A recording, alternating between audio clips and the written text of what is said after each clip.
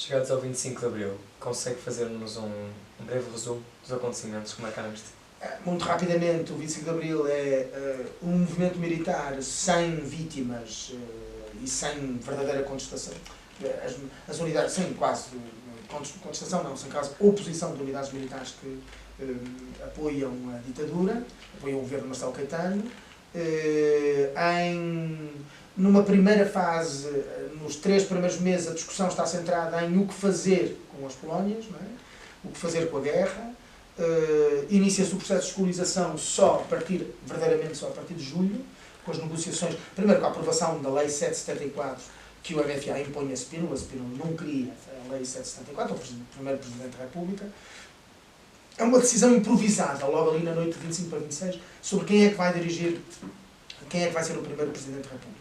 Nomeia-se primeiro, a Junta de Salvação Nacional primeiro nomeia um Presidente da República, que depois nomeará um Primeiro-Ministro.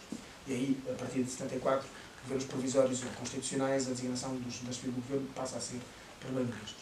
E, portanto, é Spínola, de forma improvisada que será Presidente apenas até logo a seguir ao 28 de setembro de 1974, uma tentativa de golpe que ele próprio inspira. Em julho decide-se a questão da descolonização. O MFA claramente vence a batalha contra Spínola relativamente à ideia de que é mesmo direito à autodeterminação e negocia-se com os movimentos de libertação. Pelo caminho, e durante esses meses, os soldados portugueses, em massa, não é a desertar, mas estão a exigir, estão a praticar o cessar-fogo. Não é que tenha havido uma ordem de cessar-fogo por parte das autoridades militares, mas são os soldados que começam até em situações de confraternização com guerrilheiros. E, portanto, as negociações vão-se fazer no verão de 74 ainda, a partir do verão de 74, iniciam-se processos de transição em cada um dos governos, em cada um dos países. O mais rápido de todos é na Guiné, onde o PAIGC... De resto, a Guiné é o único dos casos em que o movimento de libertação já tinha libertado cerca de 2/3 do território antes de 25 de Abril e já tinha proclamado a independência em 20 de setembro, não sei qual é o dia, em setembro de 1973. Portanto, antes do 25 de Abril. É o único caso. Angola e Moçambique não houve nada dessa situação. E 80 membros das Nações Unidas reconhecem a independência da Guiné-Bissau.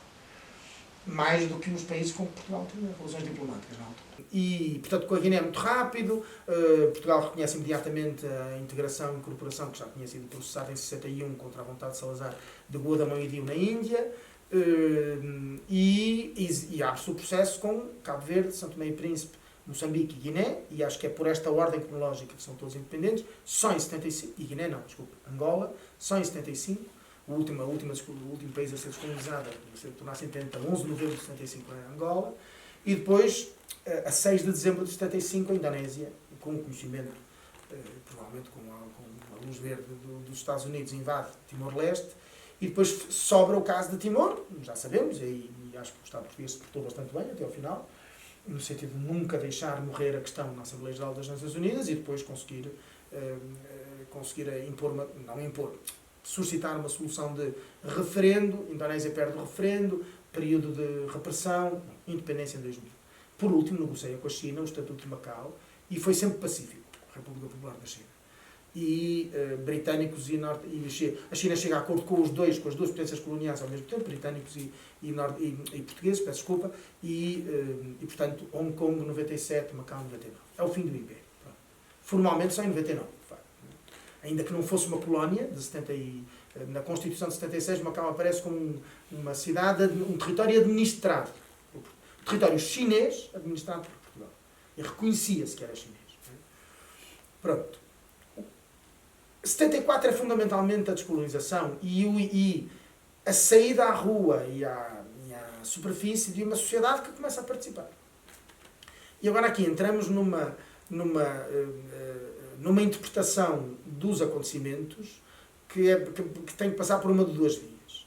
Uma via muito tradicional e provavelmente maioritária na sociedade portuguesa é entender que a participação popular, que as greves, que os movimentos sociais, a criação de novos sindicatos, as comissões de moradores, tudo isso no período revolucionário, 74, 75 e eu acho 76, acho que a Revolução só termina com a aprovação da Constituição em abril de 76, há uma interpretação provavelmente maioritária, é a minha opinião, elitista, e que é, onde é toda essa participação popular? A manipulação dos partidos. E insinua-se que de facto há de um só grande partido, que é o Partido Comunista, e depois desvaloriza-se mais nesse sentido, e até se confunde muitas vezes, entre o que fazem os comunistas e o que fazem os outros partidos da extrema-esquerda, ou da chamada esquerda revolucionária, com quem os comunistas praticamente não têm relação, e que odeiam os comunistas, não é? Estamos a falar do que era, no passado, a UDP, do que era, fundamentalmente, do que era o setor maoísta, do que era o setor católico progressista, que entretanto se tinha radicalizado, alguns deles até tinham passado a luta armada, por exemplo, um partido chamado o PRP, Partido Revolucionário do Proletariado, e criado as Brigadas Revolucionárias, ou o pequeníssimo setor trotskista. Estes são atores, efetivamente, a chamada esquerda revolucionária tem um peso muito grande na mobilização, que se vê, e que se vê antes do 11 de março, depois do 11 de março, ao longo do verão quente. Mas a questão é sabermos se entendemos ou não que os movimentos sociais em Portugal eram manipulados ou não espontâneos. A segunda das versões é considerar que os atores sociais, como o Hugo ou eu, como a academia a partidária, é um ator social, se são manipulados ou não são manipulados. E para isso não é preciso haver partidos, é verdade. Não é? Há quem explica a Revolução Francesa dizendo que eram organizações de tipo maçónico que desencadearam a Revolução. E, portanto, há toda uma teorização sobre as revoluções na história de que são sempre conspirações e complôs. E eu não nego que possa... Bom, pergunta, mas não houve uma conspiração no MFA? Claro que houve. Mas essa conspiração é Moscou, é Pequim, é Washington. Não sei, outro dia do polígrafo... É até uma coisa engraçada. Outro dia do polígrafo perguntam-me, telefonam-me a perguntar se eu sabia comentar e responder, eu e mais 2 historiadores, uma tese que, por visto, nas redes sociais tinha aparecido agora, rigorosamente à volta de 25 de Abril. Que tinha havido uma esquadra da NATO que tinha aportado no Tejo à volta de 25 de Abril de 1974, entre outras funções, entre outras missões, tinha a missão de distribuir cravos vermelhos. Esquadra da NATO, acompanhem-me. Esquadra da NATO traz cravos vermelhos para distribuir pelos soldados. Perguntem porquê que eram os cravos vermelhos. Era para se distinguirem dos que estavam com o MFA dos que não estavam. E, portanto, aquela famosa florista celeste, não sei quantas, é tudo inventado, é tudo... teorias da conspiração desta natureza, há aos montes. Elas são, pelos vistos, atraentes, sempre foram, nunca deixaram de ser. Meu Deus, é que depois de 1789, quantas foram contadas sobre a Revolução Francesa? Eu posiciono-me na tese de, e creio que é respeituosa com os atores sociais, os atores da história, com as pessoas, e que, em geral, as nossas ações são espontâneas. Claro que elas estão condicionadas pelo que nós pensamos. Claro que elas estão condicionadas se eu sou militante de um partido, ou se eu sou militante de uma associação, ou se eu sou crente de uma religião e participo nas atividades de organizações da igreja, se é que há uma igreja dessa religião, é evidente que isso me condiciona. Mas também me condiciona a minha idade, a minha geração, a região do país onde eu nasci, o bairro, a classe social, tudo isso me condiciona. É isso, meu Deus, é óbvio. Como diria eu, uma lá paliçada. O período, a democratização portuguesa entra numa fase de radicalização, como aconteceu em todas as revoluções, a partir do momento em que há uma primeira tentativa de interromper a revolução, e por via armada. Porque houve, efetivamente, uma conspiração do 28 de setembro de 1974, tudo indica dirigida pelo próprio presidente Spínola. Ela não chega a sair, evidentemente, as unidades militares que estariam envolvidas não chegam, evidentemente, a sair à rua, porque é travada antes disso, e força a admissão de Spínola. A segunda grande conspiração, em que Spínola está efetivamente envolvido, é ele o seu dirigente, é o 11 de março, e depois há a explicação se o 11 de março é uma antecipação. Spínola tem medo, e um setor da direita tem medo que haja, porque circula a tese de que vai haver que há uma lista de pessoas a abater e tal, e portanto, se saíram... Agora, que há uma conspiração da direita do 11 de março, não há dúvida nenhuma. Que houve confrontos, e aí, dessa vez, há 2 mortos, se não me engano. Não há dúvida nenhuma. Que Spínola estava envolvido, não há dúvida nenhuma. Quantas mais conspirações desta natureza são lançadas e são derrotadas, mais a Revolução se radicaliza. Isto também aconteceu em 1793 com os jacobinos em França.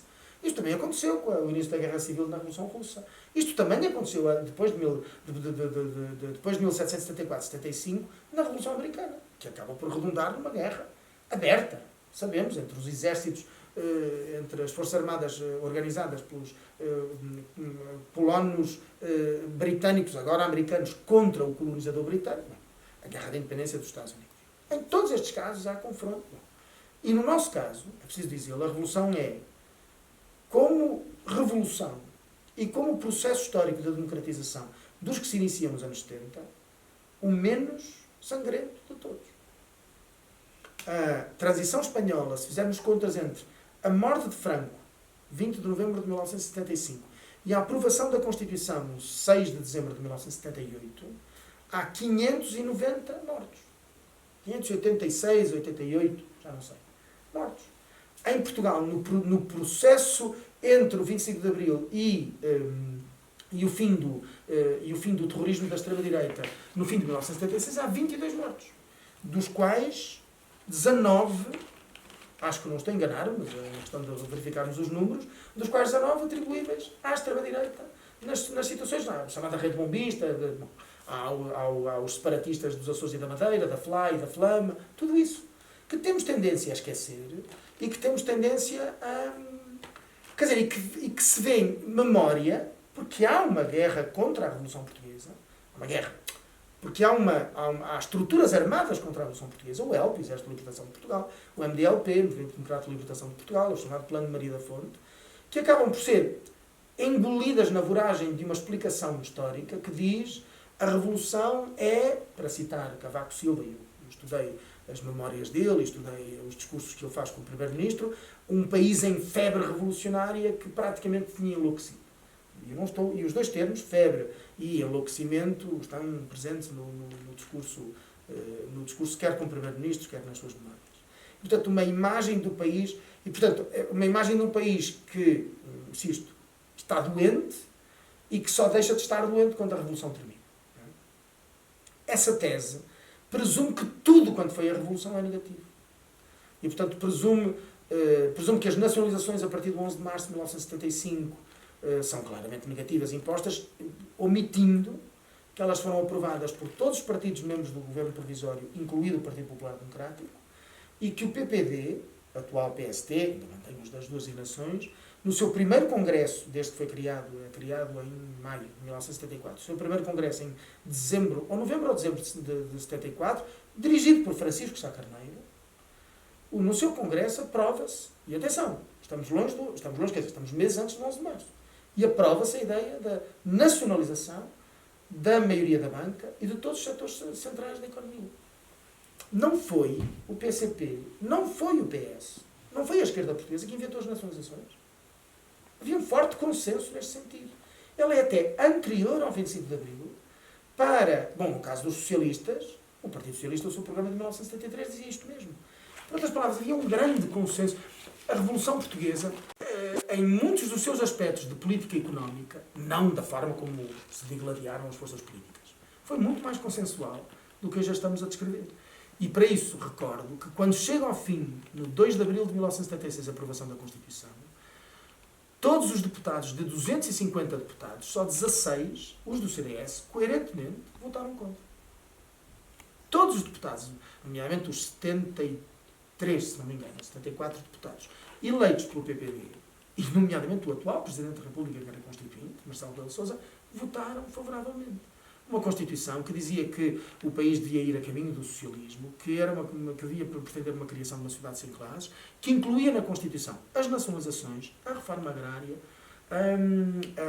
uma série de aspectos que, evidentemente, com o passar dos anos, muito rapidamente, muitas das forças políticas que em 74, 75, 76 que estavam de acordo com estes princípios deixaram de estar.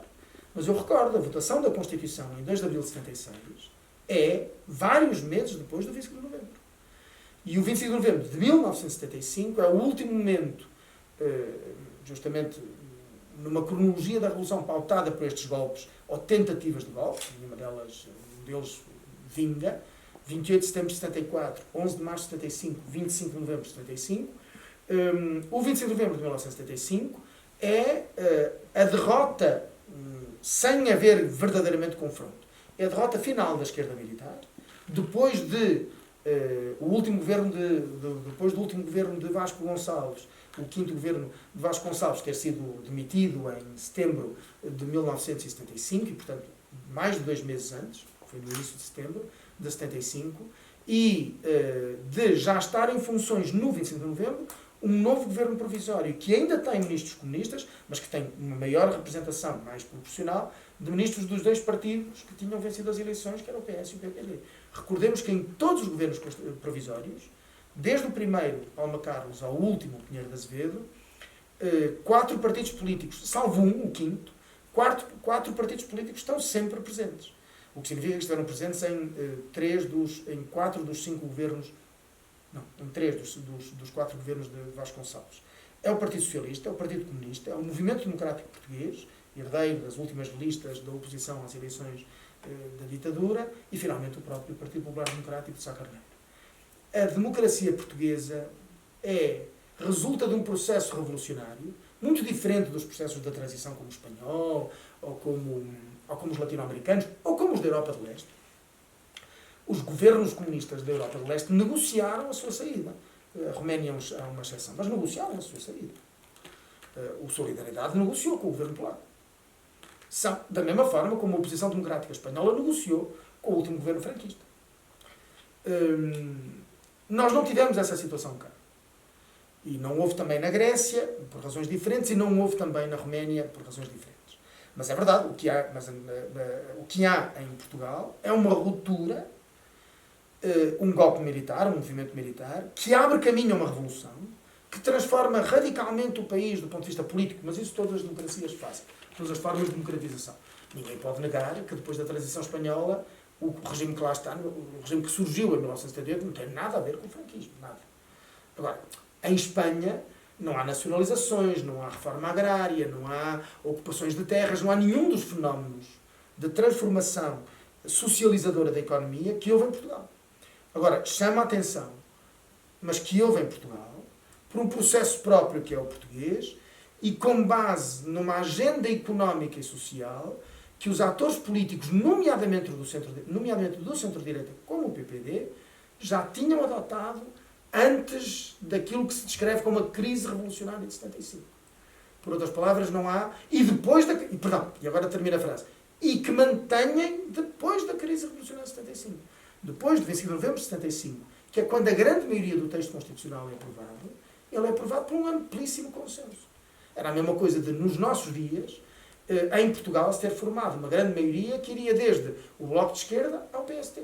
Só ficaria de fora a Iniciativa Liberal do Chile. Para usar a atual composição parlamentar em Portugal. Isto é um grande consenso. Não resulta de uma imposição e os debates na Assembleia Constituinte foram extraordinariamente acesos. E com gente tão diversa como Marcelo Rebelo de Sousa e Jerónimo de Sousa. Os dois eram constituintes naquele momento. E os dois votaram a mesma Constituição. Consegue explicar-nos porque é que há tanta controvérsia acerca do verão quente e do 25 de novembro? Tem muito a ver com aquilo que eu agora acabo de definir. O 11 de março de 75 é um golpe preparado, nomeadamente a partir de Espanha, pelo próprio Spínola e pelas forças da extrema-direita portuguesa, que já estão, que têm muitos dos seus elementos exilados em Espanha, no Brasil, secundariamente França e Grã-Bretanha, mas sobretudo em Espanha e no Brasil. E sobre isto há estudos, nomeadamente o estudo pioneiro da Revolução Portuguesa, por um historiador espanhol, José Sánchez Cervelló, que estabelece bem a forma como, através da documentação, a forma como se percebe que os serviços secretos e o governo franquista, a DGS franquista, e a DGS espanhola e o governo franquista conheciam a preparação do 11 de março. E, portanto, não estou aqui a especular. E depois em Portugal, das grandes historiadoras da Revolução, Inácia Rezola, a Maria Inácia Rezola, acaba de ser a minha colega na mesma unidade de investigação que eu, Instituto de História Contemporânea, da Nova Lisboa, e acaba de ser nomeada, e muito bem, para a direção das comemorações. É uma historiadora, o anterior não era um historiador, e agora temos uma comissária. Isto não é uma defesa corporativa, o que eu acho é que, se são comemorações e são dos 50 anos, na minha opinião, uma historiadora faz o serviço melhor do que faria um politólogo. Os politólogos que me perdoem. E então, com isto para dizer que, e sobre isto, portanto, há muitos estudos, a partir do 11 de março, o fracasso do 11 de março radicaliza tudo. E o 11 de março ocorre mês e meio antes das eleições. A radicalização à esquerda, a partir do 11 de março, que no campo das nacionalizações, insisto, tinha um amplíssimo consenso favorável à ideia das nacionalizações, 6 semanas depois, mais ou menos, realizam-se novas eleições. E as eleições dão um quadro político e eleitoral muito diferente do que aquele que a esquerda imaginava que poderia existir. E eu só digo imaginava porque, evidentemente, bom, já havia sondagens. Por acaso é das coisas que nunca estudei. Sondagens feitas sobre as eleições constituintes de 1975. E o quadro eleitoral que sai é... Bom, primeiro, a maior participação eleitoral de sempre de toda a história portuguesa, no momento em que, pela primeira vez, a grande maioria dos portugueses tem direito de voto. Nunca houve sufrágio universal em Portugal até 75. Todos os portugueses maiores de idade, e a maioridade passa a ser 18 anos em 75, a primeira vez que todos têm direito de voto é, efetivamente, neste momento. Homens e mulheres. 91, tal por cento, quase 92% participam. Há 6% de votos brancos e nulos. E depois há, praticamente, dos restantes, há praticamente 2/3 de voto para os partidos, ou mais de 60% para os partidos à esquerda, o mais votado de todos, de longe, do Partido Socialista, com 38% dos votos, quase, e 1/3 de votos para os partidos à direita, ou de centro-direita, o mais votado de longe, o Partido Popular Democrático. O que diz logo, desde 75 nós tivemos os 2 partidos que acabaram por dominar o sistema político português. Insisto, os 2 vão às eleições sob a bandeira do socialismo. Não esqueçamos que o PPD tentou entrar na Internacional Socialista. São os socialistas portugueses de Mário Soares que vetam a entrada do PPD dentro da Internacional Socialista. E depois tem uma segunda opção, que é entrar na Internacional Liberal, anos depois. E depois terá uma terceira, por opção própria, saem da Internacional Liberal e entrarão, que já não existe com este nome, e entrarão naquilo que se chamava... já na fase em que se chama Partido Popular Europeu. E da União Internacional do Centro. No passado era a União Europeia das Democracias Cristãs. O PPD nunca foi, o futuro PST depois de 76, nunca foi um partido confessional, como tal, ainda que a maioria, eventualmente, a maioria dos seus militantes possam ser católicos, não há estudo sobre isso, creio eu, mas não é, enquanto que o CDS assumidamente era um partido confessional. Era, nesse sentido, até o único partido confessional português com representação parlamentar. Bom, portanto, o resultado final, este resultado, e que dá, pelo contrário, para o conjunto de toda a esquerda do Partido Socialista, qualquer coisa à volta entre 20% e 21% dos votos, diz bem da debilidade comparativa dessa parte da esquerda, não é? Numa relação de 1-2 com o Partido Socialista.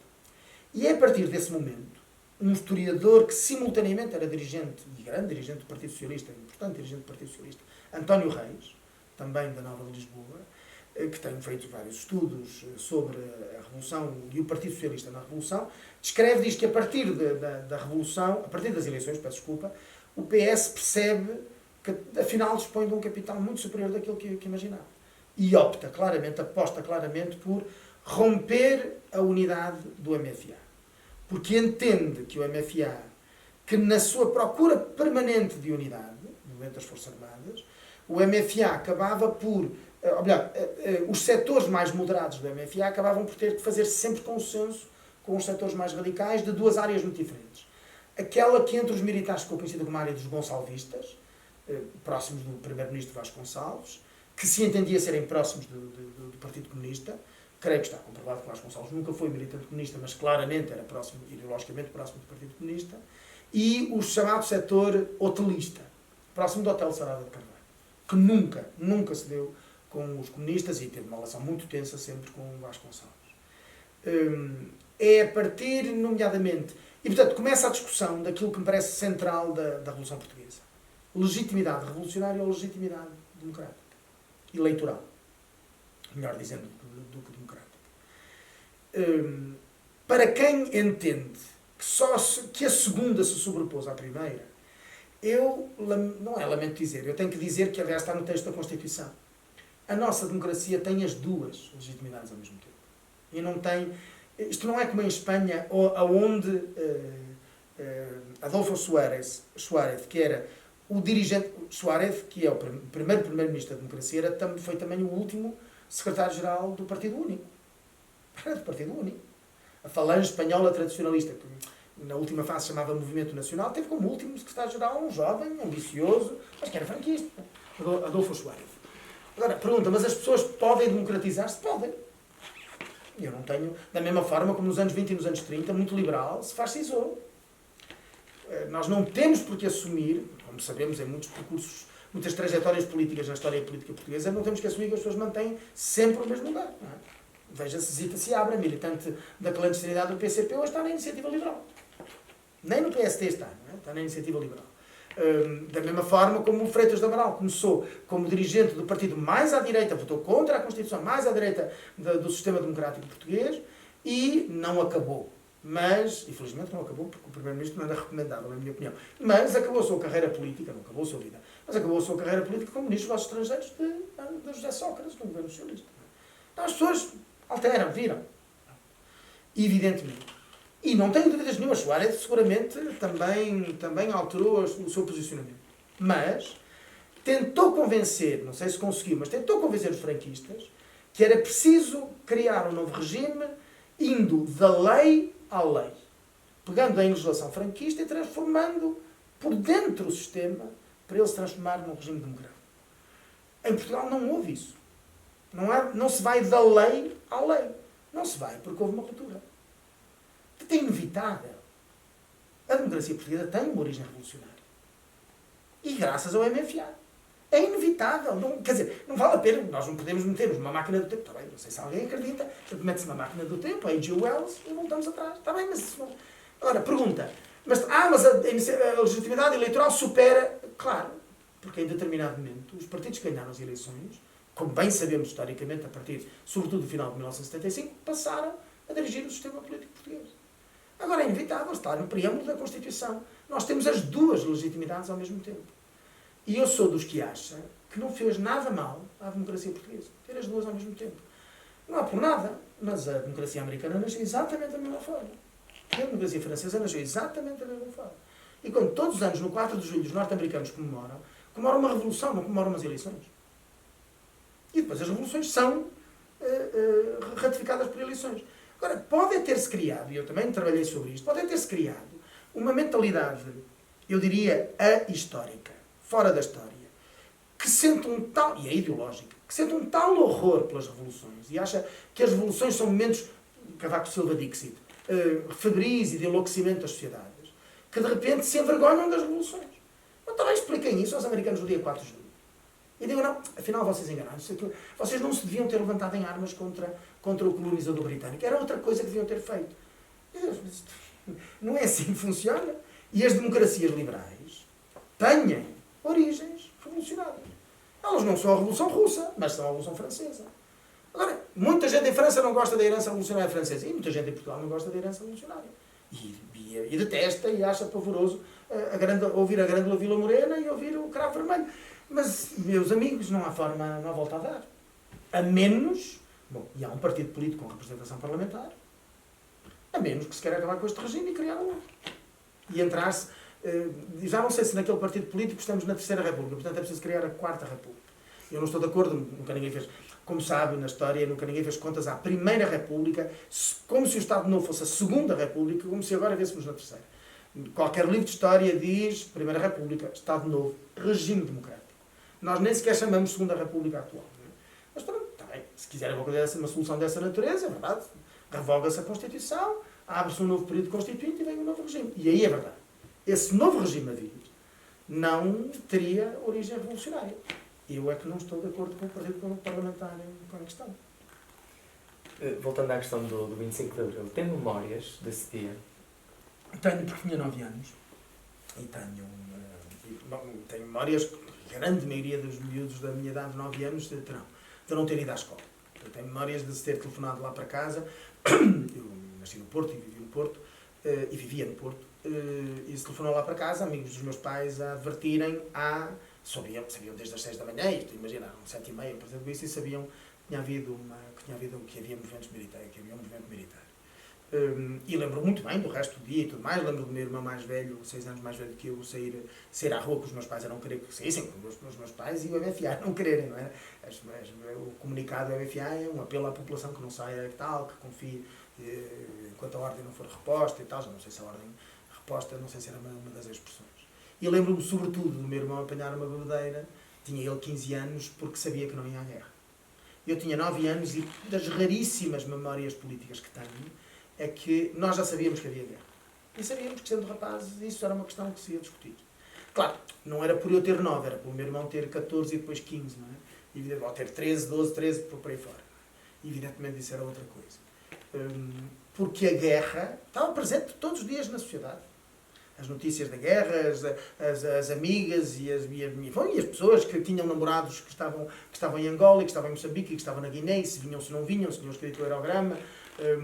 Nós percebíamos a presença de ex-combatentes que regressavam e as histórias que contavam. Eu lembro perfeitamente de um serralheiro que veio trabalhar à casa dos meus pais em determinado momento e que falava dos turras. Turra era a expressão que provavelmente a grande maioria dos jovens não reconhecerá, e a grande maioria dos portugueses, era era uma contração de terroristas, e era a designação que o noticiário dava, evidentemente, aos guerrilheiros dos movimentos de libertação. E ao falar dos turras e tal, eu lembro de perguntar aos meus pais o que eram os turras, por exemplo. Nós percebíamos o que era andar na rua e ver uma rua cheia de uniformes. Não é? Havia muito soldado, havia sempre em armas 150 mil, 200 mil soldados, e sabíamos, para terminar da memória disso, sabíamos perfeitamente em algum momento da minha casa, se ter dito ao meu irmão, não te preocupes, em algum momento a gente há de arranjar uma solução e tu has de ir para a França, por exemplo. Porque acho que isto é correto dizer da minha família, acho que os meus pais tinham tomado a decisão que os filhos não iriam à guerra. Se não quisessem, eu duvido que o meu irmão quisesse, eu jamais, tinha 9 anos, mas jamais quereria. Eu, com o passar dos anos, em democracia fui objeto de consciência, nem sequer fiz o serviço militar, mas porque fui objeto de consciência. Na minha geração era obrigatório fazer o serviço militar, mas eu não fiz. Ramalhianos disse há pouco tempo, nas comemorações do 25 de Abril, que na altura esperava uma democracia mais dinâmica. O que é que podia ter sido feito de forma diferente? De forma diferente, tudo pode ser diferente, pode ser feito. Tudo. Agora, é a famosa história dos 3Ds, não é? O programa da MFA falava em 3Ds. Descolonizar, democratizar e desenvolver. E a tese que se usa sempre, ou melhor, habitualmente quando se aborda os 3Ds, diz-se, descolonizou-se, democratizou-se, falta o desenvolvimento, ou pelo menos ela é incompleta, etc. Em primeiro lugar, é a questão do desenvolvimento. Agora, a questão do desenvolvimento é a questão das opções que as sociedades fazem do ponto de vista económico. Não é? E nós sabemos que, quanto a isso, o que falta fazer, eu não vou aqui fazer 48 anos de democracia económica em Portugal e das limitações que tem.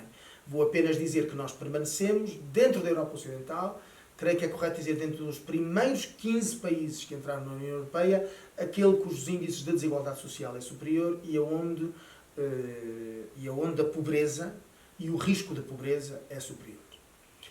E agora acrescento, para muitos daqueles que usarão uma afirmação desta natureza e cortassem agora a segunda parte que vou dizer, não, e a responsabilidade não é da democracia portuguesa, não é de 25 de Abril. A responsabilidade é da forma como organizamos a nossa economia, evidentemente. Mas não está inscrito no programa do MFA, nem está inscrito na Constituição, que tem que ser assim, é evidente. Portanto, o que há é um programa de democratização económica e social incompleto. E isso acontece aqui como acontece em todas as democracias que prometem democracia, não só política, mas também democracia económica. E depois, quanto a um sistema, se é uma democracia mais dinâmica, eu não me recordo, eu não ouvi nem li esta mas está-me a reportar, evidentemente, esta afirmação do Ramalhianes. Se é do ponto de vista do funcionamento do sistema democrático e tal, eu creio que Portugal tem, em média, do ponto de vista das várias avaliações internacionais sobre a qualidade da democracia portuguesa, o seu grande problema é o grande problema do funcionamento da democracia portuguesa é um problema inflacionado, que é o da abstenção, o da falta de participação política. Porquê é que é inflacionado? Porque nós sabemos que há, entre os inscritos, a nossa abstenção é muito inferior àquela do que os números oficiais dizem. Porque há entre os nossos inscritos uma infinidade de pessoas que estão, não sei se não estarão duplamente inscritos, não sei se não haverá, creio que também há, nomes de eleitores que já faleceram, que contudo não foram descarregados. Agora, o que há é um grande número de eleitores que estão inscritos em Portugal e que residem no estrangeiro. E isso é das grandes limitações da sociedade portuguesa, das grandes condicionantes. Este é um país onde um grande número de pessoas, designadamente os jovens, não conseguem encontrar ou não conseguem imaginar o seu futuro dentro de Portugal. E isso eu acho uma tragédia. Eu que escolhi estudar, fiz as minhas pós-graduações no estrangeiro, que escolhi estudar e trabalhar em algum momento no estrangeiro e que pensei até em algum momento fazer um período longo de tinha um contrato para 6 anos para dar aulas na Universidade Autónoma de Madrid. Entendo que eu acho que é trágico, que as pessoas não consigam, é dramático, que as pessoas não consigam, quer dizer, nascendo numa determinada comunidade, e entendam ser difícil cumprir as suas expectativas dentro dela. Isto acontece em muitos lugares do mundo, não é só em Portugal, como é mais que evidente, mas isto marca, é daqui que saem coisas com as quais eu não me identifico, mas reconheço, fazem parte da cultura portuguesa, que é um bocado a tese de que somos um país de nostálgicos e da saudade e tal. Eu não acho, eu honestamente não acho. Agora, somos um país em que demasiadas famílias e demasiadas comunidades vê gente a sair e vê gente que depois fez o resto da sua vida fora. Não é? E não é nos últimos, isto não é 2011 e a Troika, nada disso. Isto vem desde o século XIX. Não vem desde o século XV com o Ceuta e o Império Português. Não, vem desde o século XIX. Centenas de milhares, milhões de portugueses ao longo dos últimos 170 anos emigraram para o Brasil e para os Estados Unidos e depois para a Europa e depois também para a Venezuela, etc. Não é? E hoje continuam permanentemente a fazê-lo. E isso acho que nos amarfanha enquanto sociedade. Mantendo este olhar para os dias de hoje, considera que aqueles que lutaram para que tivéssemos liberdade têm motivos para estar orgulhosos do estado atual do país? É sempre difícil, é preciso perguntar. Eu não fui dos que lutei aos 9 anos, ainda que na minha família houve quem me fizesse. Mas eu acho que aqueles que lutaram pela democracia e que se reconhecem nos valores democráticos têm muitos motivos para se orgulhar. Muitos. Eu sou desses. Não lutei, mas sinto-me refletido no Portugal democrático, em primeiro lugar. E sinto-me orgulhoso da forma como fizemos a democracia, sinto-me orgulhoso das instituições públicas portuguesas, e eu acho que nós não somos a vergonha o disparate que muitas vezes inocente, mas que muitas vezes, e até de boa fé se diz, só em Portugal é que acontece. Não é nada disso. Não é nada disso. Nós temos instituições democráticas que, na minha opinião, funcionam, têm grandes limitações. Nós não somos um universo. O Estado português não é um universo de corrupção generalizada. Nós temos instituições no campo da educação e da saúde que me parecem perfeitamente dignas de qualquer país que goste de si próprio. Agora, nós não cumprimos, insisto, nós temos um problema muito grave de desigualdade e temos um problema muito grave de pobreza. Muito grave. Que não está resolvido. E isso, evidentemente, eu creio que aqueles que lutaram, e agora colocando naqueles que lutaram pela democracia, e faço aqui e recordo, lutar pela democracia não é... Em 1950 ou 1960, isto não era simplesmente assinar um abaixo-assinado. As pessoas arriscaram-se.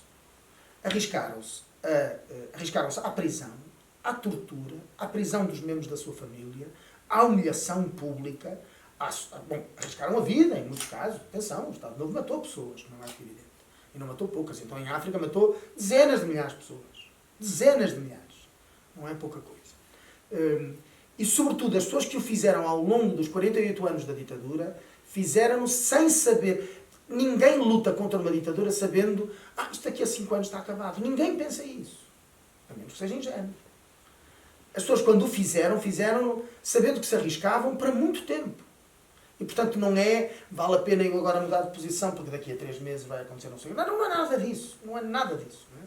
Portanto, eu tenho um enormíssimo respeito e gratidão para as pessoas que se arriscaram nesse sentido. E é totalmente sincero. Agora, se eles se sentem ou não refletidos num país desigual desta natureza, eu tenho a certeza que aquilo que, de profundamente democrático, consolidado, dentro de uma democracia consolidada como a nossa em Portugal, eu tenho a certeza que eles se sentem orgulhosos. Agora, das suas limitações, quase seguramente que não. Mas o balanço final, no fundo, não havia dizer cada um que faça. O meu balanço final, acho que é claramente positivo. Se pudesse escolher uma palavra para descrever aquilo que é o 25 de Abril e o que representa para Portugal, qual é que escolhia? Não tenho dúvidas nenhumas, liberdade. Muito obrigado, professor, pelo seu tempo. Foi um gosto. Foi um gosto.